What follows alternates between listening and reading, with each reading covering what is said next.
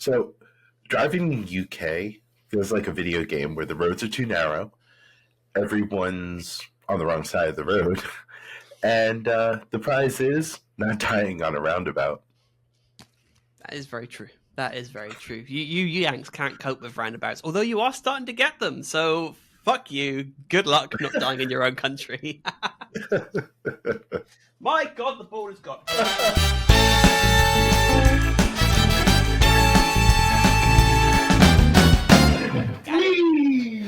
Let's do it. Speaking of balls, I have found the sixth ball. I have found it. Did you? It's hidden.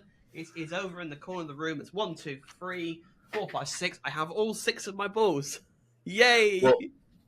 Well, that's the perfect way to start this podcast. It is. Let's go. Welcome Let's to do Both it. Sides of the Ponds, the podcast where it's exactly what you're seeing right now, just a load of bullshit, and we're all here for it with balls. And Absolutely. That worked quite well. I'm quite proud of that. Yes. I'm quite proud of You that. should be. So driving, as you said, yeah, we do have narrow roads. It's one of the things I like about America. Actually, I do enjoy, even though your cars are that much wider anyway, because you have massive trucks and stuff like that. You know, I've always loved driving your massive vehicles out there, but your roads are also a lot wider. Like there are some vehicles you have in America that we can't have in the UK because it would just not fit on the road.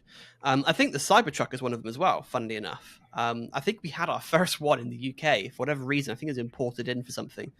But it's a really big thing that you struggle to drive around in this country. You know, everything here is just that much smaller.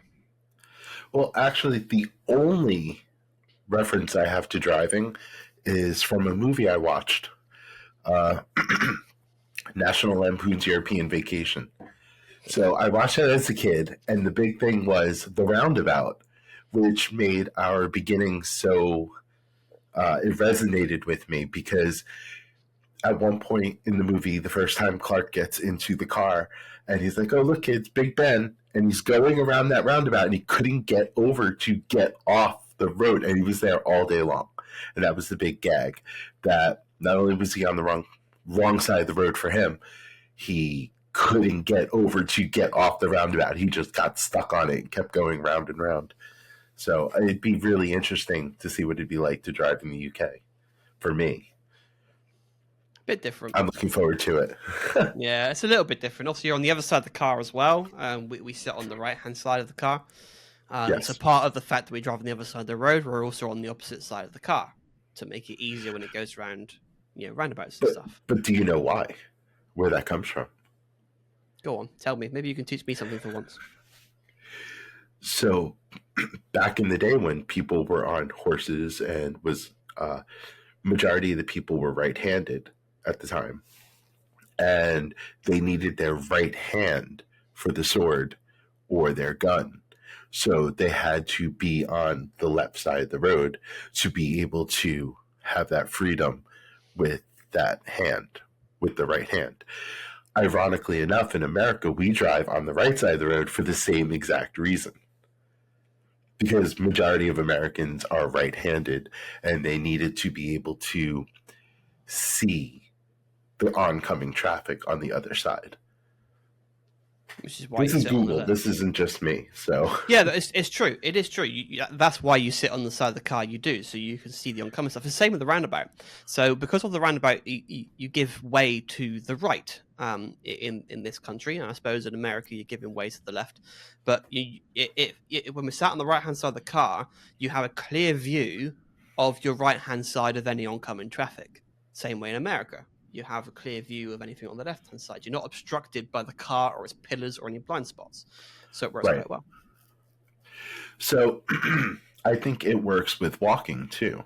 This is such a big pet peeve people have with walking. When you're walking on, say, a moving sidewalk or even a standard sidewalk, as you're walking, or as you call the pavement, if you stay on the right side here in America, people could pass you on the left. So it is so much easier if people could just do that. That would make things so much easier around here. Like in an airport, have you ever noticed here in America, if you stand on the right side of the moving sidewalk, people will just pass you on the left and no one will get pissed off. But if you stand on the left side of the moving sidewalk, people are all confused and don't know what they're doing. They're like, why are you in my way? I pass on the left. So do you guys then pass on the right? Is that how that works? Like, so we have it quite a lot in our underground, our tube stations. We have escalators, Yeah. to take you up and down and whatnot. And you do have two sides to them. You have those that want to stand and just be taken down. You have others that want to run up and down the escalator. But I'm pretty sure, because I've used them recently, I'm pretty sure that you stand on the right-hand side of them and you pass on the left, which is bizarre for us, considering our roads the other way around. But I'm positive that's the side that we stood on. Whether that's correct or whether that just happened, I don't know. But yeah, I'm going to have to pay more attention when we do it, because I feel like we might be doing it a bit of a weird way. But yes, but we do have the same general rules of, don't block the entire thing. So those that do want to be Speedy Gonzales, they can, off they fuck, basically, up and down the thing. So you rent cars when you're in the U.S., right? Did you find it hard? Did you find it difficult to abide by the other side of the road and having your steering wheel on the wrong on a different side?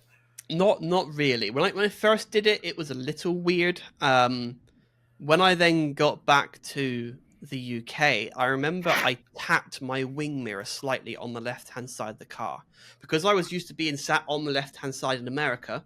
The gap then to the parked cars were not so much. And when I got back into the right-hand side, I didn't quite adjust straight away, because the first time I'd driven an American or a car on the other side of the seat to then back in the UK, and I managed to tap my wing mirror slightly on someone else's wing mirror, so I misjudged. But this was years ago, mind. That hasn't happened since. But the main thing for me is when it comes to changing gears. Fortunately, with American cars, most of them are automatics. So you haven't got to worry about changing gear, right? But I went to Portugal, where I had a manual car, so I had to start changing gears with my right hand, where I'm used to doing it with the left hand. That was strange. And when you change gear, it's muscle memory. So there I am driving, having to change gear, and I then slap the door because I'm going to change gear. That don't work. I'm like, nope, wrong hand. Needs to use this hand. It is very strange. That happens quite a lot. I end up slapping doors and just doing the wrong thing. So it's a little bit strange in that point of view. But I've driven so many cars now in different countries. I've driven obviously in the UK for years, for a long, long time, over 10 years now. I think it's like 13 years, 14 years I've been driving now. It's fuck me, it's a long time. So I've been driving the UK for a very, very long time. And I've driven several cars in the UK now. I've driven several cars in the US, from big saloon cars. I've done Cadillacs and stuff to Mustangs, to SUVs. I've driven in Portugal. I've driven in Germany, in Bulgaria. Bulgaria is fun because they're angry bastards on the road. Their way of wanting you to get out the fucking way is to get right inside the asshole of the car, right up in the boot. And that is this, because I learned this because I was driving around and whatnot, and someone was right up in my ass and stuff. And I was like, okay, I'll move out of the way then.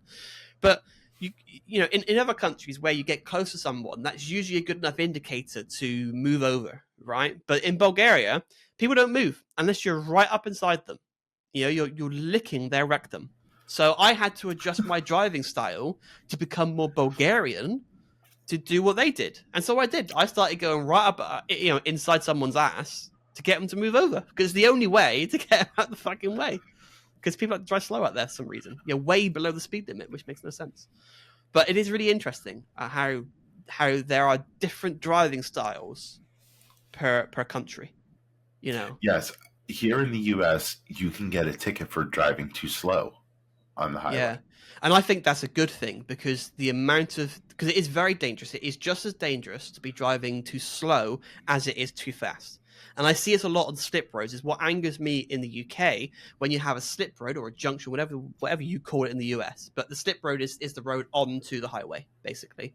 You're slipping onto the highway.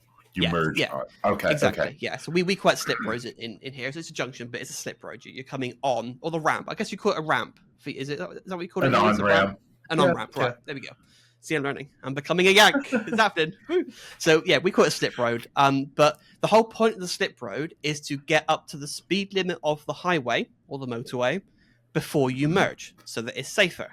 A lot of people like to go like 30, 40 miles per hour rather than 70, and it is dangerous. It is so dangerous because you're not Some of matching them your speed. stop. Some of them stop. Really? I have seen people try to merge onto a highway from a residential road going 25, 35 miles an hour to a 70-mile-an-hour road, and they will come in and they will stop like they're at a stop sign or something when you are supposed to be speeding up as you're going on.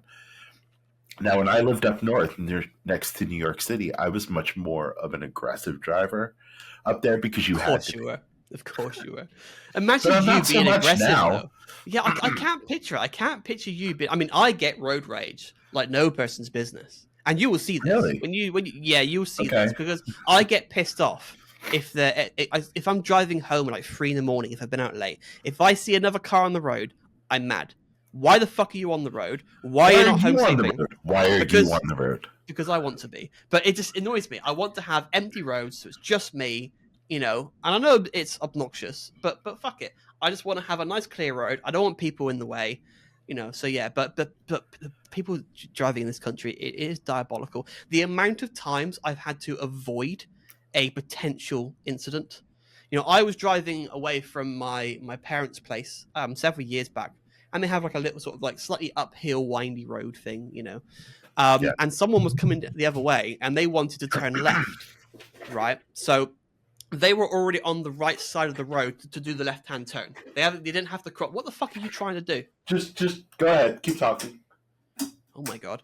So they didn't have to cross the road to do their maneuver, right? The turn was on their side. But because it is a tight turn, they decided to come out onto my side of the road to do a bigger swing to make it easier, so you don't have to slow down as much. Also, the slower you go, the easier it is to do a tighter turn, right? But if you take a wider turn into it, you can do it faster. But they did that right in front of me. So I had to mount up on the curb, the sidewalk, to avoid them. And it's like, if I didn't move my car, that would have been a head-on collision. Yeah. You know, but it's stupid stuff like that where you just have these incompetent twats just doing really random stuff, and if you don't move out the way, it's going to be a crash.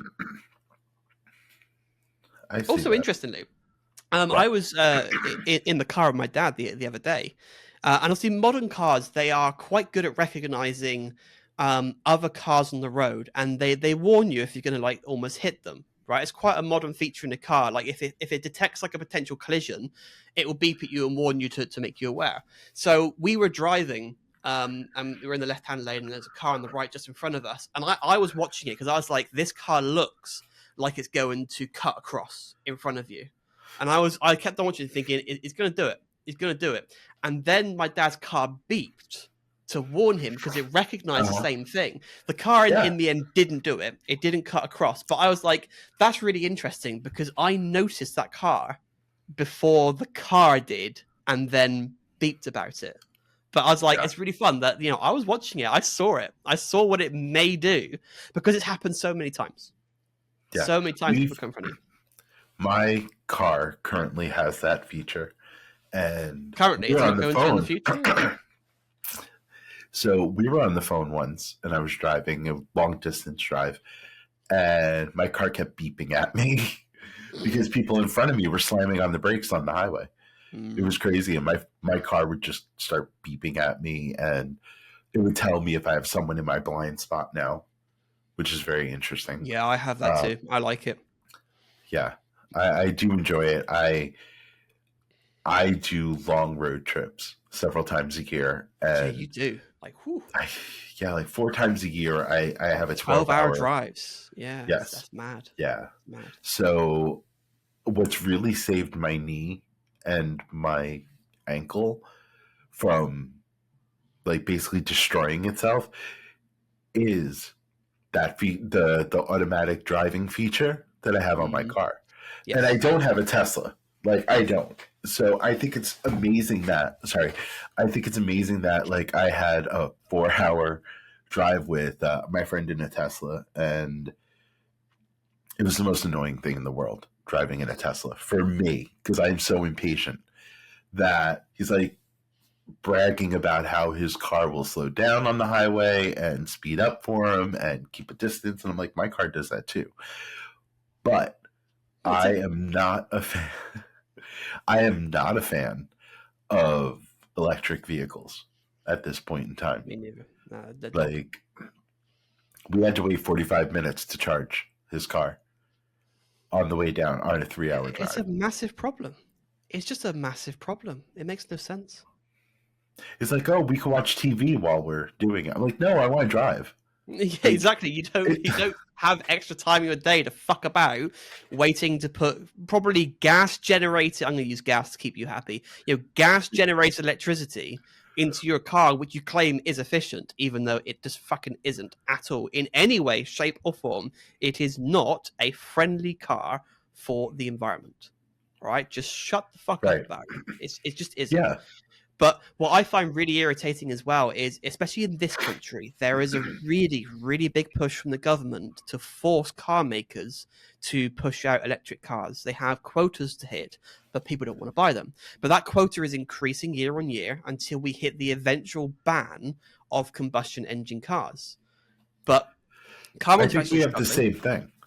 Yeah, probably. I do wonder what's going to happen, especially with Elon Musk having some sort of involvement. But I do think this might be a conflict between Musk and Trump, because I don't see Trump as someone who gives a shit about the environment and electricity and all that sort of bollocks.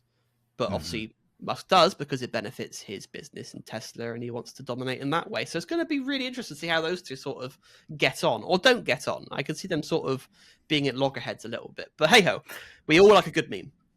Have you heard about the underground tunnel that Elon Musk wanted to build in Vegas, was it? Or in California? Yes. Yeah, because he's got it. He's got it in LA, and he has it in Vegas as well. It doesn't work. Does it not? It does not work.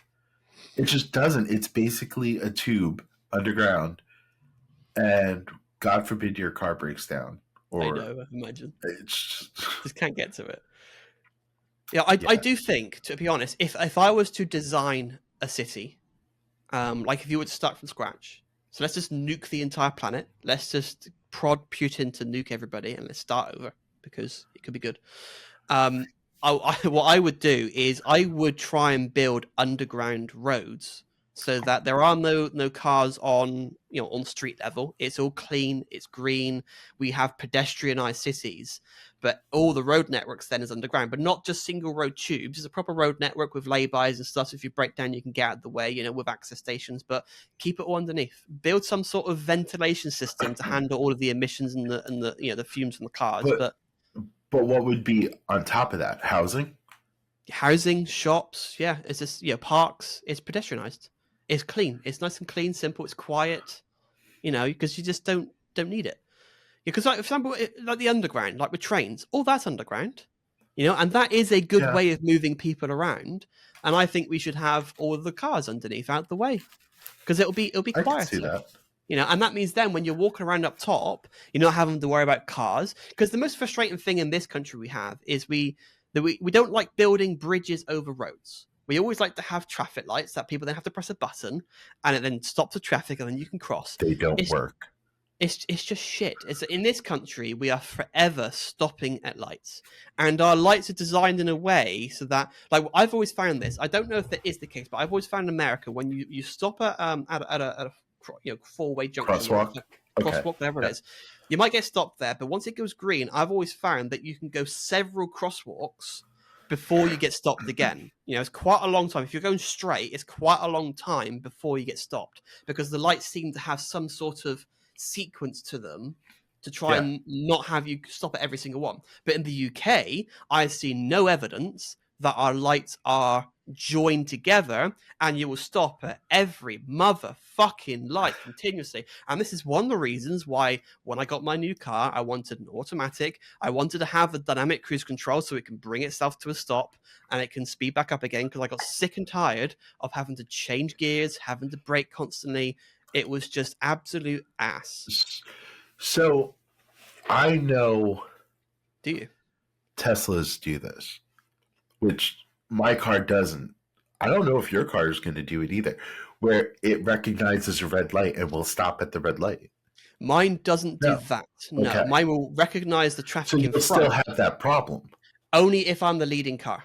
If I'm behind Right. someone who stops in front of me at the red light, then my car will stop itself. So yes. So it depends, but it's still automatic, so I It's a don't have to worry nice about changing it. feature. It is a nice feature, yeah. It's I not love quite that that feature on smart. my car. Yeah. Yeah. And I'm fine with that. I'd like to be a little smarter than if I'm in control of something, I want to be a little smarter Well, that's than it. I that. don't need to have full automated driving. I want to drive to enjoy it, which is one of the reasons why I've got the car I've got. I've got a car to enjoy driving. I haven't Yeah. got a car just for a convenience to get somewhere, which I might do one day because because I do see there is some value in electric cars. Like if I want to do a quick drive to the shops and I had the ability to charge my car at home, which I don't currently, but if I did, then there is value in electric because for a little short hop to the shops and back, perfectly fine. It makes sense. But if you want to do a long distance drive, electric is shit because you haven't got time Yeah. to charge it for ages. And if you want to enjoy the driving, the experience, you need to have combustion. Like my car, when you turn the ignition on, the car gargles. It has the little subtle But pops and gargles out of the exhaust. You can hear it. It's not.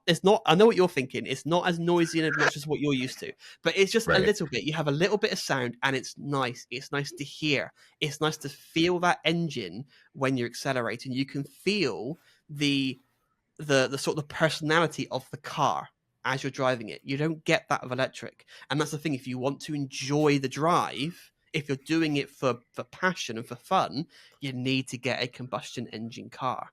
And it is a crying shame that they are being pushed out. However, just as an aside, car makers are now starting to realize, like Porsche has announced this recently, they're tempted to put combustion engines in their EV cars because no one's fucking buying them. Their sales are going down, Right. and people are coming out. I think it was also maybe Lotus as well said that people don't want to buy. Our normal customers don't want to buy our electric cars. It's like, no fucking shit. You're making high performance cars. Your target market are rich people, right? People that are buying cars because they're petrol heads. Because they love the experience of a flashy car. They aren't going to give a shit about a fucking microwave on wheels. They're just not. A microwave on wheels. I Yeah, like that. and I think this is why Tesla has not bothered to get the Roadster done. They've obviously had the Tesla Roadster on pre-order for ages. They've never bothered to do it, and I think it's because they know full well people don't actually want to have a sports car with a battery in it. It's not fun. It's not necessary. Well, we've had hybrid cars for a while here in the US Hybrids make more where sense. it's both. Yeah. Yes, so you get the acceleration from the Mhm. battery, which is really good, and you still have the combustion. However, they are still struggling to sell. So BMW, for example, have recently brought out the new M5, and it's 500 kilograms heavier because it is now a hybrid. And I saw one yesterday. Funnily enough, I was in the BMW store, and they had one there, and they were saying that they're struggling to sell it because those that have had a previous M5, they are not happy at the fact that it's that much heavier. It's not a true M car. Right. But for those that have never had an M5, they probably won't know any different, and they'll probably enjoy it. But still, again, you're bringing out something new where you've alienated your current customers. Why would you make something that pisses off the people that would likely upgrade to a newer version? Because that's what you should be pleasing first. It's your current customers that are used to a certain standard of car. You fucked them off. Jaguar is a prime example. Holy shit. We're going to segue into Jaguar. Have you seen what Jaguar have done? No.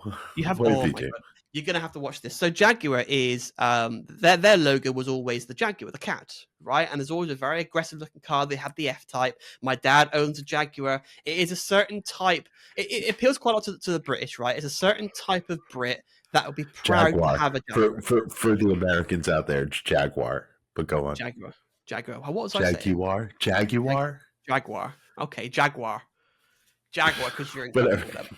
Okay, it's a Jag, right? It's a Jag, right? Stop stripping. But so it's a certain type of car, and it was fantastic. It's one of those sort of semi-luxury brands. Like if you don't want to get a Porsche, Ferrari, a Jag is a really good thing to go for, and plenty of people are proud of their Jags. Jag have just gone through a massive rebrand, and during the rebrand, they have removed the iconic Jaguar from their logo. The cat is now gone. Right, they've got rid What of the is it? badging. What Huh? is it now? What What is it it is now? now it is just the word Jaguar, which looks like Google's font, basically. It looks like Google. that, and the logo is like J's, but like a yin yang sort of J's going on. It looks shit. But their whole ad had not a single car. It was all these weird woke people in sort of colorful crap, and it was the most horrific trailer ever. To the point that Elon Musk commented saying, "Do you make cars?" Because it wasn't clear from their new trailer. But what they've done is they've pissed off their entire existing market of people, and they now seem to be focusing on, we want to have, I don't know, a new generation of customers and stuff. But it's just how to destroy your brand in like 60 seconds. It's a perfect example of how to fuck it all up. But it's bollocks. But they're jumping on this EV bandwagon, which nobody wants. And yeah, they're fucked it. They're completely fucked it. Sometimes you just got to let things go.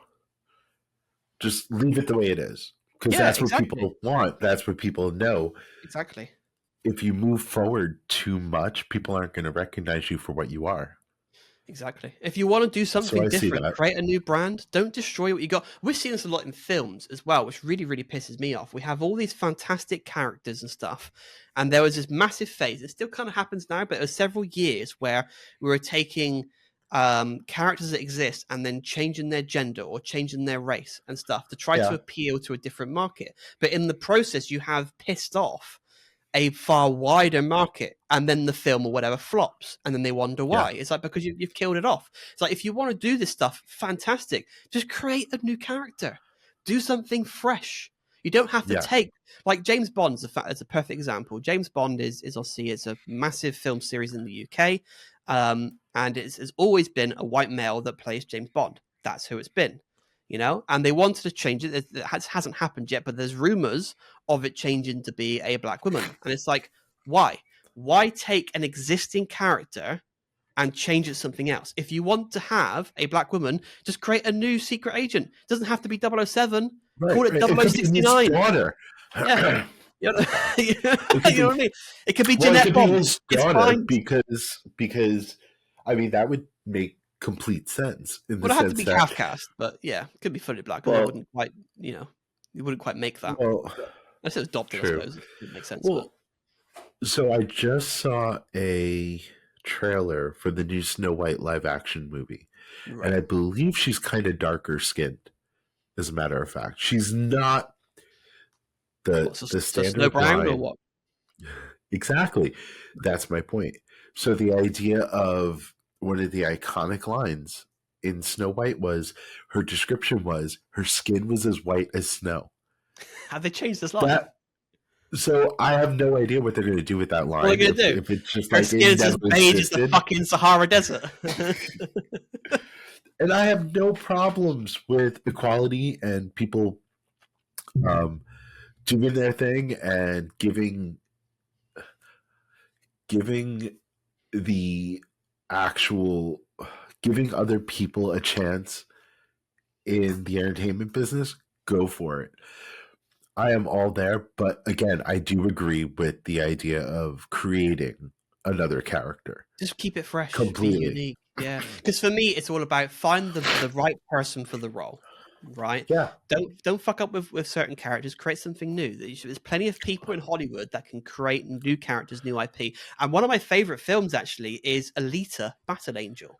You know, and this has a female lead, and it's phenomenal because she is an original character. Her story is really, really interesting in terms of, you know, what she has memory loss and stuff, and she's trying to refine herself, and she realizes she's got, you know, a lot of these skills and abilities which she can kick ass, and it's phenomenal. It's a great film. I'm looking forward to the sequel, and there's talk they are going to be doing a second one, and I really hope they do because it's a fantastic film. But the reason why it works so well is because they haven't stolen anything and changed it. It is original character, original story, and it really works. And that's all you've got to do. It shows that if you do something from the beginning, it is successful. If you take something that we've had for a long, long time and bastardize it to please a minority, it is going to fail. Stop fucking doing it, because you just piss off the majority of your fan base. So, very quick before we wrap up, we're going to talk about a little crosshatch that has happened with Doctor Who, like 2 years ago, where the Doctor has always been male, Yes. and they gave it to a female, Yes. which kind of doesn't bother me because the Doctor regenerates into whatever you want that person to be. So it's a totally different person, totally different character under the same name, right? So Yes. I was fine with that. But apparently people couldn't get their heads around the fact that it was a female Doctor. Hmm. Did they ever have an African American Doctor? I think they did at one point. Did they not? They do now. They do now. Okay, so that's They a do now now. thing. That's what the female one. Well, the female one regenerated back into David Tennant briefly, who then sort of like some reason Okay. split in half into the current Doctor, which is I can't pronounce his name.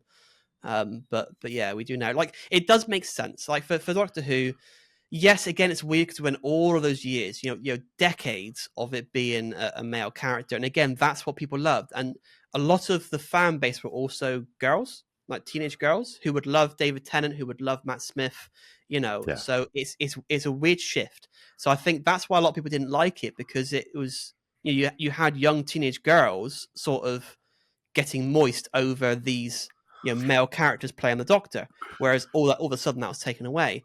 Yeah. But for that, again, it does make sense that the Doctor can change their gender or their race. You can definitely get behind that because they can change whatever.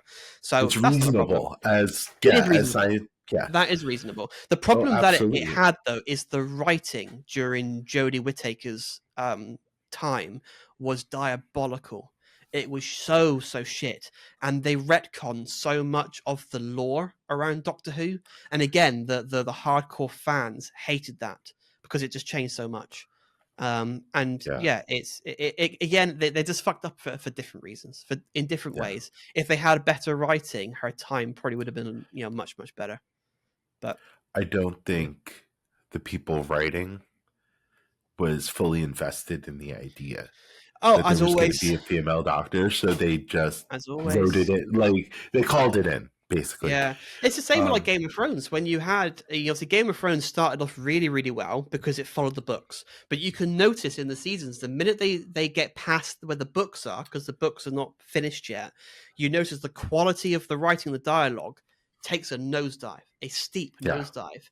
And you can tell in the last two seasons that the people behind it, they were desperate to wrap it up and finish it because they had the Star Wars gig on the horizon. Yeah. They had been signed on to do their own trilogy or whatever the fuck they were doing, which thankfully Disney pulled because they realized how shit they are. Because the thing, the people that wrote Game of Thrones, they are not good writers. They are terrible writers. They are good at taking a book and turning it into a screenplay, but as soon as they have to start thinking of things themselves, shit. Total shit. And the end of Game of Thrones was a massive disappointment. It was a real shame. It was years of building up, and it was just crap. It just didn't end well. Well, I'm about to jump in my TARDIS and drive away, but hey, come on. That was a decent segue. Don't look at me like that. But we have to get going. Well, it's a mode of transportation, is it not? Yeah, but it moves through time and space. It goes.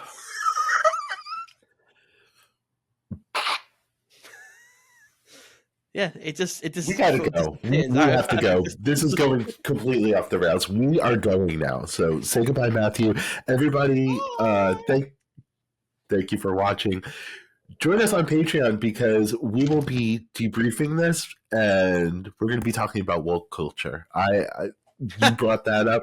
We are talking woke in our Patreon for our debriefing on this session. So thank you very much for everybody watching, listening. Keep it up. Let us know what you think down below. Go woke, go broke. Bye. Bye.